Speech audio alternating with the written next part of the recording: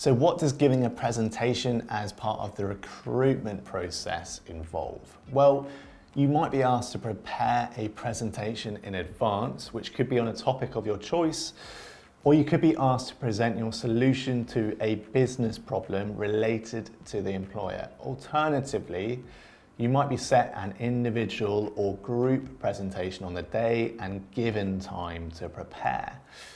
Usually, this is part of a case study exercise in which you are asked to present your conclusions or recommendations from the case study to the assessors and other candidates. What do good presenting skills look like then in the eyes of employers? Well, for one, they'll want to see that you can communicate with clarity. Fortunately, there are things you can do in advance to help your presentation tick this box.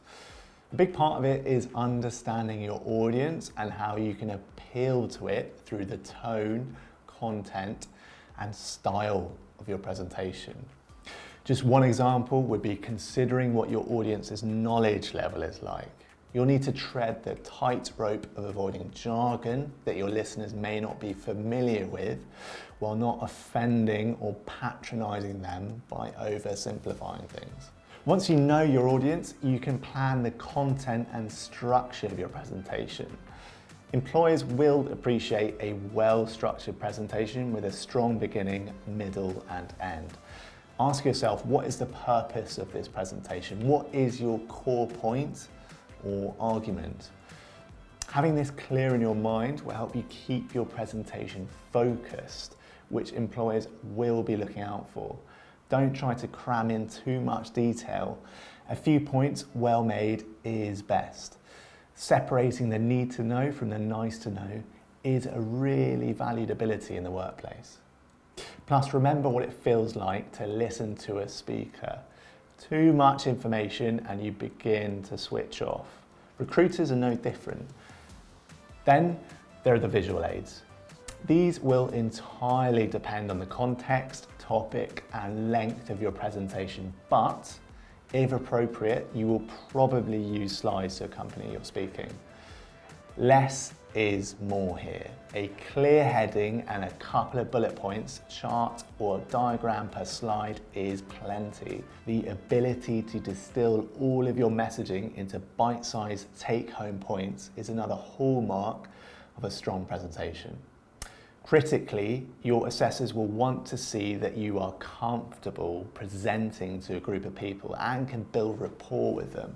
This is typically demonstrated not through what you say, but how you say it. For example, some common tips that we've heard from recruiters on presenting well are: if you are feeling nervous at the start of your presentation, it's better to take a moment and compose yourself than to rush in and get it over with. While it might feel like a bit of an awkward silence, employers will respect that you maintained your composure. Try to speak at a measured pace and volume. Less experienced presenters have a tendency to speed up as they talk. If you feel yourself starting to rush, pause and get yourself back on track. Again, employers will appreciate the courage it takes to keep your cool here. Move however feels natural to you. You don't need to have the presence of a seasoned performer. Just make sure to avoid any body language that creates barriers or emphasizes your nerves. Sometimes it can be hard to know your own quirks or nervous gestures. So you might want to ask somebody else to watch you present and point these out to you. Chances are you'll be presenting to more than one person, so try to engage your whole audience. For example, by sharing eye contact between different members of the group. This helps to build the rapport that your assessors are looking for. If you can get these fundamentals right, then you are putting yourself in a really strong position to impress recruiters with your presenting skills.